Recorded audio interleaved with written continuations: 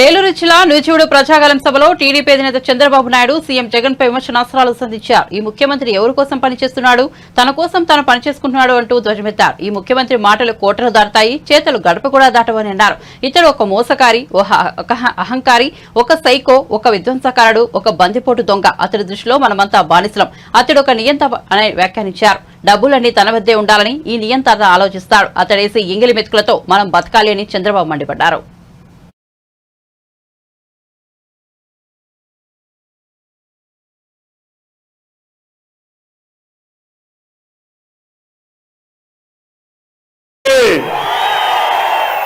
బ్రహ్మాండమైన మెజారిటీ గెలిపిస్తారని చెప్పి గెలిపించాలని మీ అనుచారం మీలో ప్రజాగళం కింద మిమ్మల్ని చేయనీకలు ఇంకొక పక్క మీ నాన్న ఇచ్చాడా, జగన్ నాన్న ఇచ్చాడా? మీకు రోషం రాలా, కోపం రాలా? వస్తే ఏం చేయాలి? ఏం చేయాలి? దీన్ని చించి చిత్తుగా చేసి ఎక్కడ మారేయాలి? ఎక్కడ మారేయాలి? డస్ట్ వల్ల మారేయాలి. సిద్ధమా తమ్ముళ్ళు? మీరు అడుగుతున్నా, రెడీగా ఉన్నారా అడుగుతున్నా. రోషం వచ్చిందా లేదా మీకు? ఇలాంటి వాడు ముఖ్యమంత్రి అయ్యి వారసత్వంగా 1 సెంటు భూమి మా పేదవాళ్ళకి ఇస్తే ఆ సెంటు కూడా ఈయన పేరుతో పెట్టుకుంటాడంట. మీ భూమి మీద కన్ను పడింది. ఇప్పుడు ఇంకో పని చేశాడు, అది కూడా మీరు ఒక్కసారి చూసుకోవాలి. భవిష్యత్తులో ల్యాండ్ రికార్డ్స్ ఏముండవు, అడంగల్ లేదు, 10-1 లేదు, పట్టాదారు పాస్ పుస్తకం లేదు. కడాన ఒక జిరాక్స్ కాపీ ఇస్తా అంట ముడ్డి తుడుచుకోవడానికి.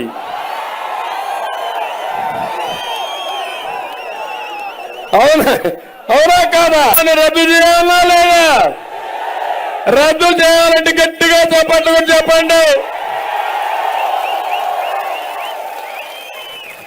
నేను అడుగుతున్నా, భరోసా ఇస్తాడంట ఈ జగన్మోహన్ రెడ్డి నా ఆస్తిని దగ్గర పెట్టుకొని నాకు భరోసా ఇస్తావా? ఎవడిచ్చాడు నీకు అధికారం? నీకు అధికారం ఇచ్చింది 5 ఏళ్ళు, అయిపోయింది 5 ఏళ్ళు. మే 13తో నీ డేట్ అయిపోయింది. నీ అధికారానికి చెల్లు చీటి. బాపట్ల జిల్లా రేపల్లెలో నిర్వహించిన వారాహి విజయబేరి సభకు జనసేనాని పవన్ కళ్యాణ్ హాజరయ్యారు. ఈ సందర్భంగా ఆయన ప్రసంగిస్తూ తాను అనేక సవాళ్లు ఎదుర్కొని టీడీపీకి అండగా నిలబడగలిగానంటే అందుకు కారణం జన సైనికులు, వీర మహిళలేనని అన్నారు. తాను ఓడిపోయినప్పటికీ బలంగా నిలబడగలనంటే అందుకు కారణం జనసేన పార్టీ కార్యకర్తలేనని స్పష్టం చేశారు. ఎన్నో ఉలిదెబ్బలు తట్టుకున్న శిల అందమైన విగ్రహంలా మారుతుందని, ఈ దశాబ్ద కాలంలో ఎదుర్కొన్న ఎదురు దెబ్బలతో జనసేన పార్టీకి కూడా ఒక అందమైన రూపు వస్తుందని భావిస్తున్నట్లు తెలిపారు. అనగానే సత్యప్రసాద్ గారు లాంటి వాళ్ళు కలుపుకెళ్ళాలి, అలాగే మన చంద్రశేఖర్ గారిని కలుపుకెళ్ళాలి. వీళ్ళందరికీ ఎందుకు? నేను ఒకటే అనుకున్నా, నేను బతికుండగా ఈ రాష్ట్రానికి అన్యాయం జరగనివ్వను, తెలుగు ప్రజల ఐక్యతకి అన్యాయం జరగనివ్వను, భారతదేశ సమగ్రతకి అన్యాయం జరగనివ్వను, భంగం వాటిల్లనివ్వను. పొలాల్లో నిలిచిపోయిన డ్రైన్లు పారుదల గాక కుళ్ళిపోతా ఉంది. ఇక్కడ ఒక్క మన రేపల్లె సమస్య కాదు, ఏ మూలకెళ్ళిన ఇదే సమస్య. మనకి ముఖ్యంగా అరవపల్లి, ఉప్పూడి పరిసరాల డ్రైన్లు, వాటిని మీరు చూడండి, అక్కడ వెళ్ళి చూస్తే గుర్రపు డెక్క, నాచు, ప్లాస్టిక్, రకరకాల నానా వ్యర్థాలతో నిండిపోయింది. ఎవరు బాధ్యత తీసుకుంటారు? ఎవరు మాట్లాడతారు? మనకి బాధ్యత గల నాయకులు కావాలి. కూర్చున్న ఎమ్మెల్యేలు తెలంగాణ నుంచి, కర్ణాటక నుంచి ఇళ్లకొచ్చి ప్యాకాట క్లబ్బులు నడిపించడం తప్ప వీళ్ళకి డ్రైన్లు పొడ్చాలని, డ్రైన్లు శుద్ధి చేయాలని బాధ్యత లేదు వీళ్ళకి. ఎంత దారుణంగా ఉంది పరిస్థితి. అరే, అన్నం పెట్టే రైతుకి అండగా లేని కాడికి ఎందుకు? మరి చుట్టుపక్కల మన జీవనదులు బోల్డన్ ఉన్నాయి, మనకి ఇన్ని పంట కాలువలు ఉన్నాయి, ఇన్ని ఇరిగేషన్ ప్రాజెక్టులు ఉన్నాయి, ఇంకా తాగునీటికి సమస్య ఉంది. ఏ నియోజకవర్గంకి వెళ్ళు తాగునీటి సమస్య. ఒక జల్ జీవన్ మిషన్ కేంద్ర ప్రభుత్వానికి ఉంది, ప్రధానమంత్రి గారు స్టార్ట్ చేసింది. ప్రతి ఇంటికి రక్షిత మంచినీరు కుళాయి కావాలని నిధులు వచ్చినాయి, 100 కోట్ల నిధులు వచ్చినాయి. ప్రతి నియోజక జిల్లాకి డబ్బులు సద్వినియోగం చేయలే. దాంట్లో డబ్బులు కొట్టేద్దాం అనుకుంటున్నారు తప్ప ఒక్కొక్క ఇంటికి ఒక కుళాయి పెట్టాలి, డబ్బులు వస్తున్నాయి, డబ్బులు ఉన్నాయి. అరే అన్ని మాటల మీద వెనక్కి తీసుకొని కనీసం తాగునీటి అవసరాలు కూడా తీర్చలేని ప్రభుత్వం.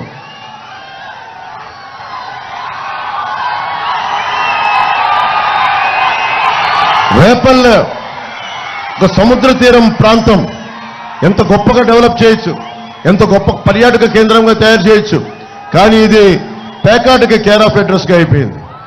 పేకాటకి యువతకి మనం ఏం చెప్తాం? పేకాటక. అటు మనం గుడివాడికి వెళ్తే పేకాట క్లబ్లు, బందరికి వెళ్తే పేకాట క్లబ్లు, అటు ఉత్తరాంధ్ర వెళ్తే పేకాట క్లబ్లు, మట్టి మాఫియాలు, దోపిడీలు, దాడులు తప్ప ఒక్క అభివృద్ధి లేదు. మాట్లాడదామంటే భయపెడతారు, నోరు తెరుద్దామంటే గొంతులు కేద్దాం ఉంటారు. అరే బలంగా అంటే అందరినీ మనకి విచ్ఛిన్నం చేద్దామని. మనం భయపడితే సమాజంలో అభివృద్ధి రాదు. నేను మీకు ధైర్యం ఇవ్వడానికి వచ్చాను. మీ ప్రాణానికి నా ప్రాణం అడ్డు. అభివృద్ధి జరగాలి.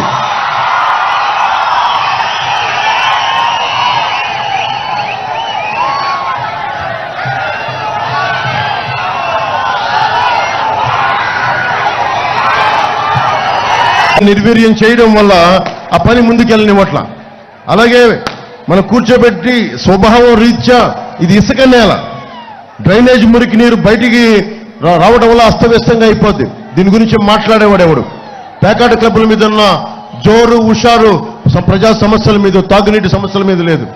ఇందాక చెప్పినట్టుగా land titling act, land grabbing act, అది జగన్ ల్యాండ్ గ్రాబింగ్ యాక్ట్. అది ముందు ఏం చేశాడు?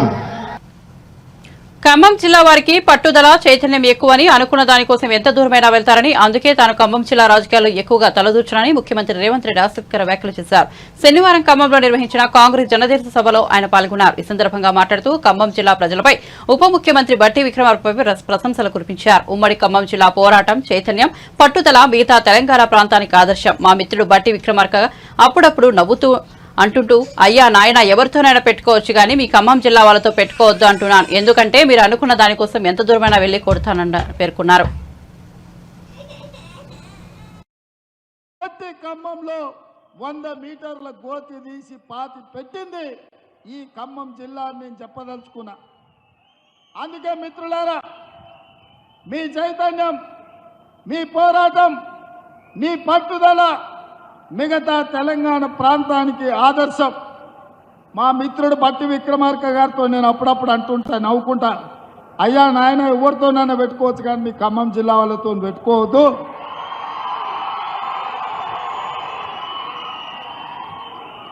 ఎందుకంటే ఎంత దూరమైనా మీరు అనుకున్న దానికోసం కొట్లాడతారు.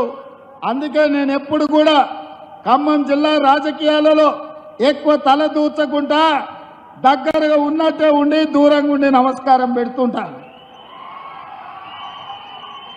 ఆనాడు వైఎస్ రాజశేఖర రెడ్డి గారు ముఖ్యమంత్రిగా ఉన్నప్పుడు కూడా ఢిల్లీ పెద్దలు చెప్పిండ్రు, ఉమ్మడి రాష్ట్రంలో 23 జిల్లాలు ఉంటే నువ్వు 22 జిల్లాలకే ముఖ్యమంత్రివి, ఖమ్మం జిల్లాలో మాత్రం ప్రతి కాంగ్రెస్ పార్టీ కార్యకర్త ఒక ముఖ్యమంత్రి ఉంటాడు,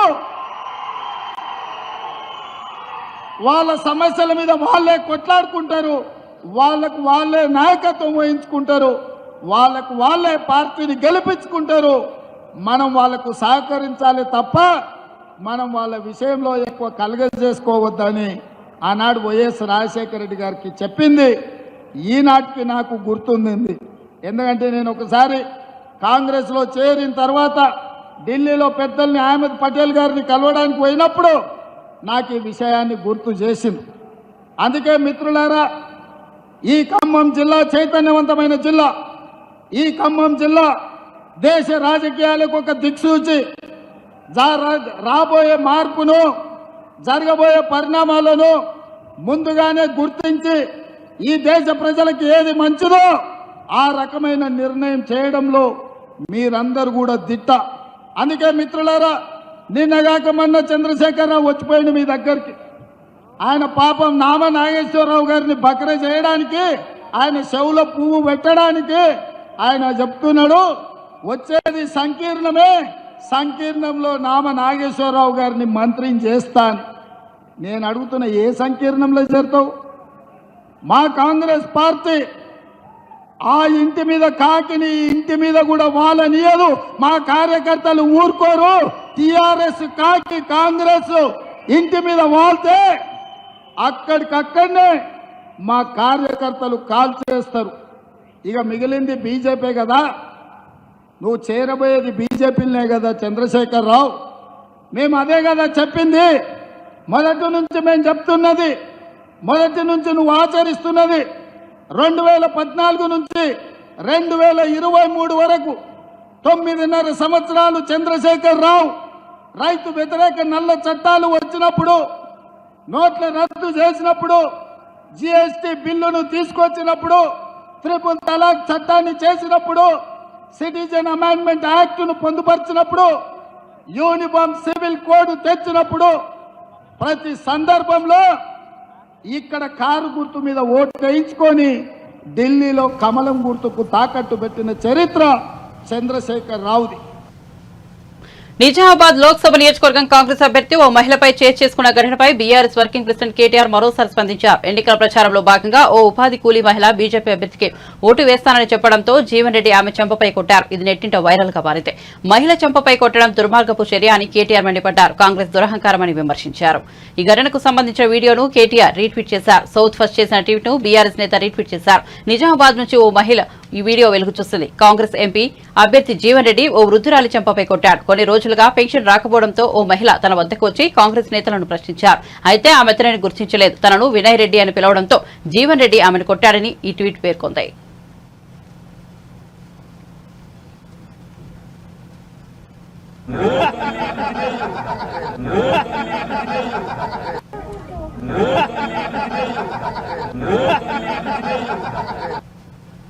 ల్యాండ్ టైటిలింగ్ యాక్ట్పై విపక్షాలు దుమ్మెత్తిపోస్తుండటం పట్ల ఏపీ ప్రభుత్వ సలహాదారు సజ్జల రామకృష్ణారెడ్డి మీడియా సమావేశం నిర్వహించారు. ల్యాండ్ టైటిలింగ్ యాక్ట్పై తప్పుడు ప్రచారం చేస్తున్నారని మండిపడ్డారు. ఇలాంటి చట్టం రావడం భూ కబ్జాలు చేసే వారికి ఇష్టం ఉన్నదని అన్నారు. ఇది భూములను రక్షించే చట్టం అయితే ల్యాండ్ గ్రాబింగ్ యాక్ట్ అంటున్నారని విమర్శించారు. 14 ఏళ్లు సీఎంగా ఉన్న చంద్రబాబు వంటి వ్యక్తి ఇలా మాట్లాడొచ్చా అని సజ్జల ఆగ్రహం వ్యక్తం చేశారు. నువ్వు ఎలాగో ఇలాంటి చట్టాలు తీసుకురాలో, ఎవరైనా తీసుకొస్తే నువ్వు హర్షించవు. నీ విషపూరితమైన ఆలోచనతో, నీకున్న పచ్చ మీడియా బలంతో, ఇలాంటి ప్రచారాలు చేయగలిగిన శక్తుల అండతో దీన్ని ల్యాండ్ గ్రాబింగ్ అని దుష్ప్రచారం సాగిస్తున్నావంటూ చంద్రబాబుపై ధ్వజమెత్తారు.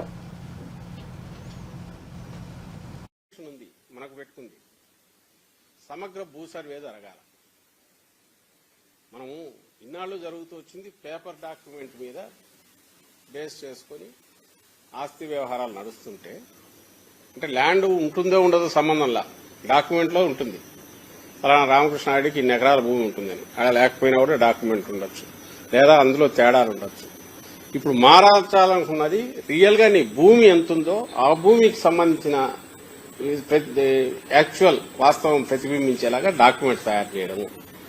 అంటే ఇన్స్టెడ్ ఆఫ్ పేపర్ నుంచి భూమి మీదకి పోయేది, అది ఎప్పుడు వివాదాలు సృష్టిస్తుంది. ఒకే భూమి మీద 10 రకాల డాక్యుమెంట్స్ ఉంటున్నాయి. ఒకే ల్యాండ్ మీద 2-3 రిజిస్ట్రేషన్లు కూడా జరుగుతున్నాయి.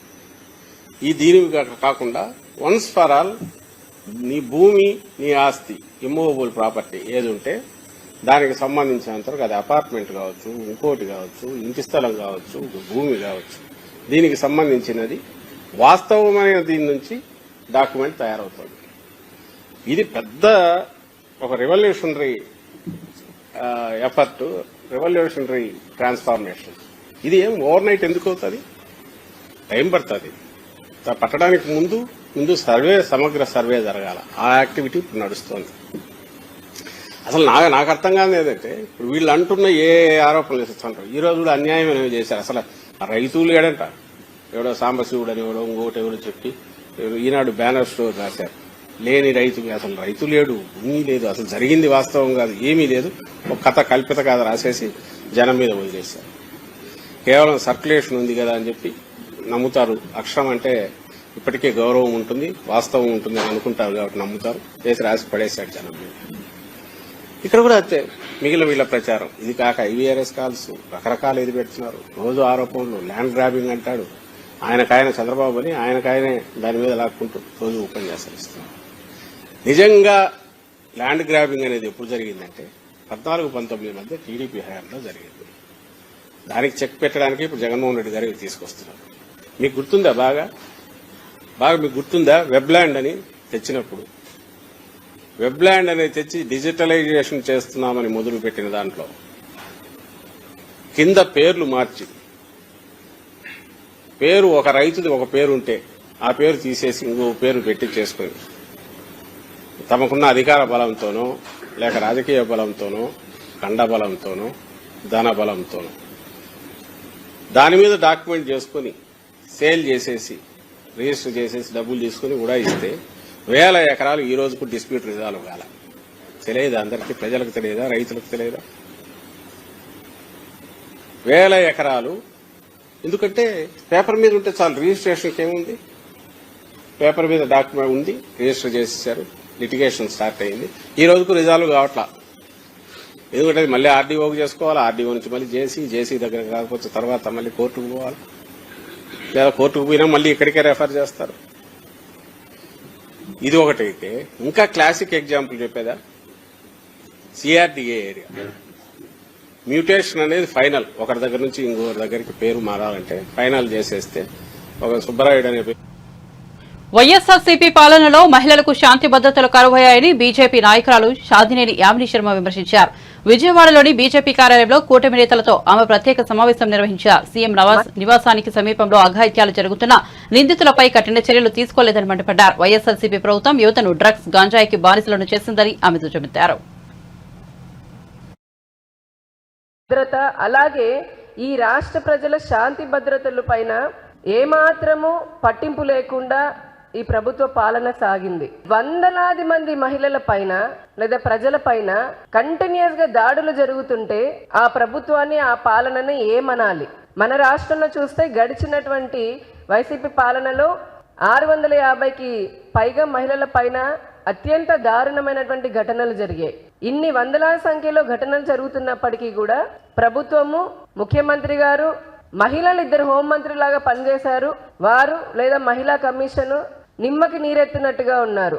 అంటే దీన్ని బట్టి ఏమర్థం చేసుకోవాలి? మనకు అర్థం కావట్లేదు. ఈ ప్రభుత్వము అసమర్థ పాలన, అసమర్థ ప్రభుత్వము, చేతగాని ప్రభుత్వము, ఏమాత్రము బాధ్యత లేనటువంటి ప్రభుత్వము, నిర్లక్ష్యంతో కూడినటువంటి ప్రభుత్వం అని చెప్పని మనకు తెలుస్తూ ఉంది. 2019 నుంచి 21 వరకు ఉన్నటువంటి మనం NCRB రిపోర్ట్ తీస్తే గనక అక్షరాల 22,278 మహిళలు, దాంట్లో 7,920 మంది బాలికలు, వారందరూ మిస్సింగ్ అయిపోయారు. మిస్సింగ్ అంటే కనపడట్లేదు ఈ రాష్ట్రంలో.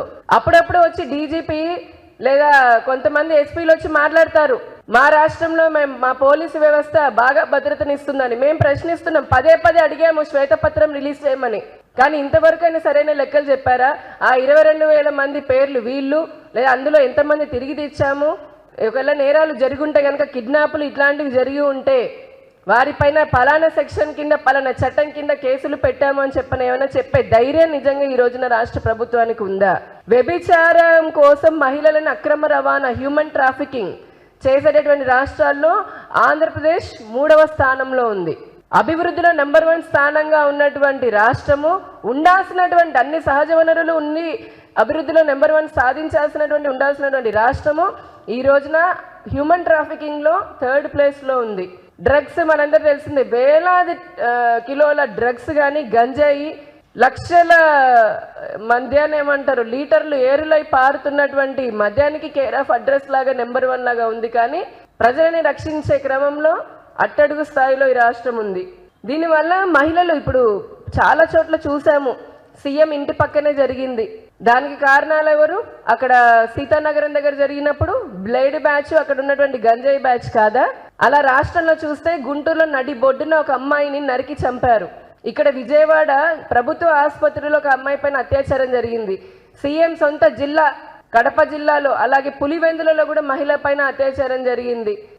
ఎంతో మంది ఎస్సీ మహిళల పైన, దళిత గిరిజనుల పైన కేసీఆర్ ఏం చేస్తే దానికి వ్యతిరేకంగా చేయాలన్న ధోరణిలో ముఖ్యమంత్రి రేవంత్ రెడ్డి వైఖరి ఉందని బీఆర్ఎస్ వర్కింగ్ ప్రెసిడెంట్ మాజీ మంత్రి కేటీఆర్ ఆరోపించారు. రాజన్న సిరిసిల్ల జిల్లా సిరిసిల్ల పట్టణంలోని తెలంగాణ భవన్లో ఏర్పాటు చేసిన మీడియా సమావేశంలో మాట్లాడారు. కొత్త జిల్లాల ఏర్పాటు ప్రజల ఆకాంక్షకు అనుగుణంగా ప్రజా ఉద్యమాలలో ఏర్పాటు చేసినట్లు కేటీఆర్ చెప్పారు. పార్లమెంట్ స్థాయికి ఒక జిల్లా ఉండాలని కాంగ్రెస్ నేతలు చెబుతున్నారని వివరించారు. 33 జిల్లాలో ఏ జిల్లాలను తొలగిస్తారో ఏ జిల్లాలను ఉంచుతారో వెల్లడించాలని డిమాండ్ చేశారు. రుణమాఫీ 6 గ్యారెంటీల అమలుపై రేవంత్ రెడ్డి తేదీలు మార్చుతున్నారని ఎద్దేవా చేశారు. రేవంత్ రెడ్డి గారు ఇవాళ రాష్ట్రాన్ని నడిపిస్తున్న విధానం కనబడతాం. రేవంత్ రెడ్డి గారి నుంచి ఆశించింది ఏంటంటే మేము రాజన్న సిరిసిల్ల జిల్లాను కొనసాగిస్తాం, కొత్త జిల్లాలను ఇట్లే కొనసాగిస్తాం, అధికార వికేంద్రీకరణ వల్ల పరిపాలనను వికేంద్రీకరించడం వల్ల ప్రజలకు అధికారులు చేరువైనారు, సంక్షేమ ఫలాలు మంచిగా అందుతున్నాయి, కలెక్టర్లు జిల్లా స్థాయి అధికారులు అందరూ కూడా ఇక్కడే కొలువు ఉండడం వల్ల చిన్న జిల్లాలు కావడం వల్ల ప్రజలకు లాభం జరిగింది, నా తప్పు నేను తెలుసుకున్నాను, నాకు బుద్ధి వచ్చింది, చెంపలేసుకుంటున్న జిల్లాలను కొనసాగిస్తున్నా అని చెప్తాడేమో అనుకున్నా.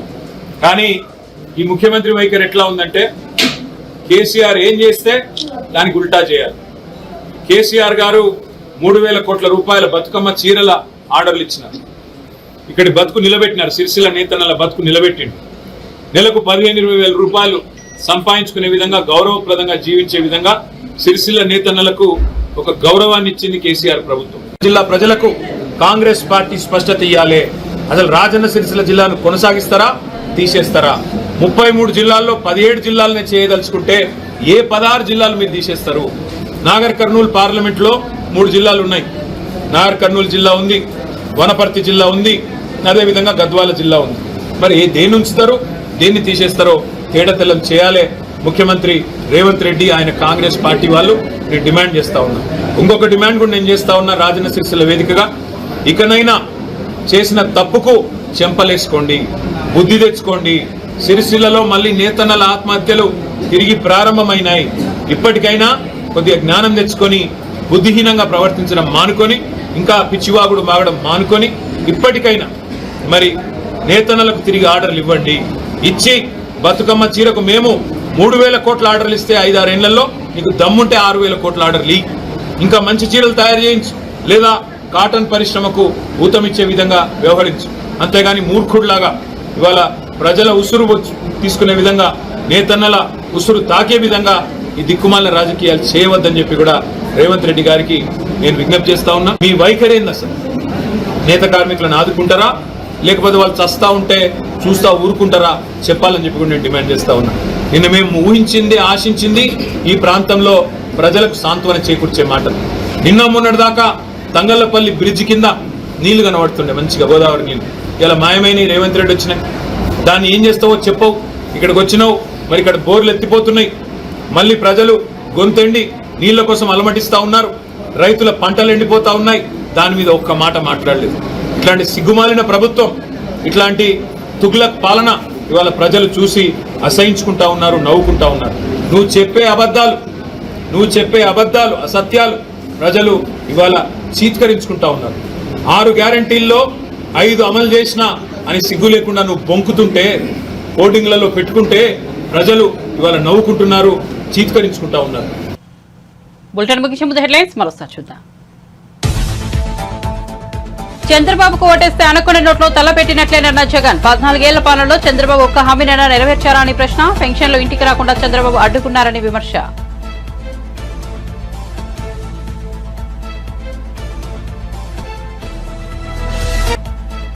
ఏలూరు జిల్లా నూజివీడులో ప్రజాగలం సభ. ఈ ముఖ్యమంత్రి ఎవరి కోసం పనిచేస్తున్నారంటూ చంద్రబాబు ధ్రుతం. ఇతడేసే ఎంగిలి వెతుకులతో మనం బతకాలా అంటూ ఆగ్రహం.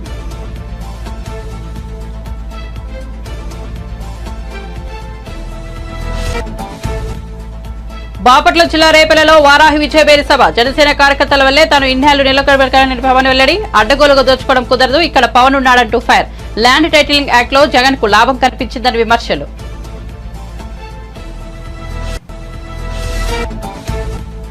అందుకే ఖమ్మం జిల్లా రాజకీయాల్లో ఎక్కువ తలదూర్చడమని రేవంత్ రెడ్డి ఆసక్తికర వ్యాఖ్య. ఖమ్మం జిల్లా వారికి పట్టుదల, చైతన్యం ఎక్కువని, అనుకున్న దానికోసం ఎంత దూరమైనా వెళ్తారన్న సీఎం.